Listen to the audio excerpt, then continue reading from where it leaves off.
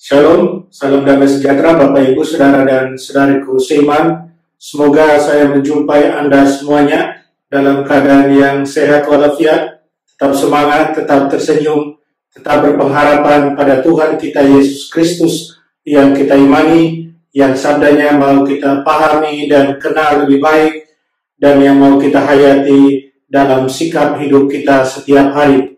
Jumpa kembali dengan saya, Romo Adi Tiala, SVD, dalam perenungan harian Sabda Tuhan, Embun Sabda, di hari Selasa 17 November 2020, di hari peringatan wajib Santa Elizabeth dari Hungaria Biarawati.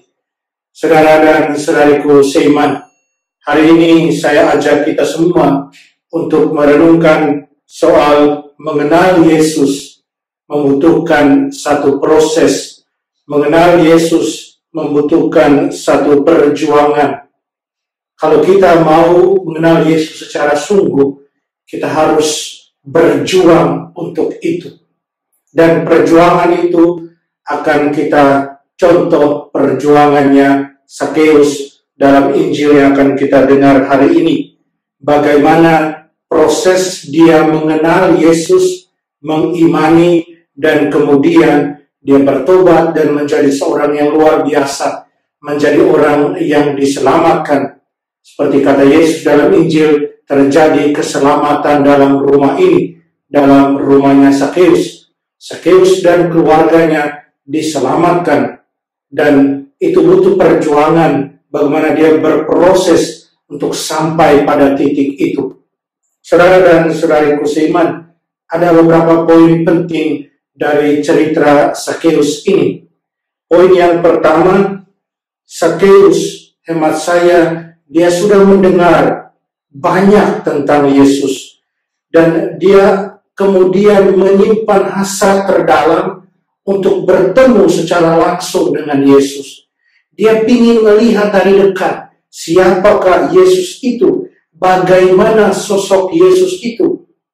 Ada satu kerinduan yang luar biasa untuk mau bertemu dengan Yesus, mau mengenal Yesus secara lebih baik, mau memahami orang ini secara lebih baik. Itu poin yang pertama. Poin yang kedua, ketika tiba keselamatan, ketika tiba kesempatan, maksud saya untuk itu, Sakeus tidak menyia-nyiakan kesempatan itu. Dia tidak menyia-nyiakan kesempatan untuk menjumpai Yesus. Ketika dia mendengar orang katakan Yesus ada, dia berjuang untuk menjumpai Yesus. Semua tantangan yang ada di depan dia, bahkan dari dalam dirinya sendiri, karena dia orang yang pendek, dia lalui, dia jalani, dia tantang semua itu. Dia berjuang melewati segala hambatan. Kita dengar dalam Injil bagaimana dia menerobos orang banyak. Dia naik ke atas pohon karena menyadari dia orang pendek, dan kemudian dia melihat Tuhan Yesus. Perjuangan yang luar biasa sebagai seorang pemungut cukai yang tentunya tidak terlalu disukai oleh orang banyak. Dia tidak ragu untuk menerobos orang banyak itu, tidak malu, tidak takut, dan kemudian naik ke atas pohon dan mau melihat sosok Yesus itu bagaimana. Perjuangan yang luar biasa, bukan? Yang ketiga, Sakeus yang sudah membuka diri untuk mengenal Yesus, dia semakin terbuka, semakin merendahkan dirinya, semakin rendah hati ketika dia menerima sapaan Tuhan Yesus yang mau mengatakan bahwa Tuhan Yesus mau bertamu di rumahnya, mau makan di rumahnya.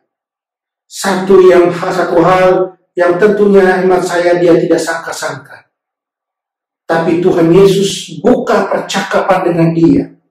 Dan yang pasti, dia yang sudah terbuka, sudah senang, bahagia, sukacita melihat Yesus, semakin bersukacita ketika mendengar Yesus yang mengundang dirinya untuk bertamu di rumahnya, di rumah Sakeus. Keterbukaan dan kerendahan hatinya semakin nampak dalam hidupnya.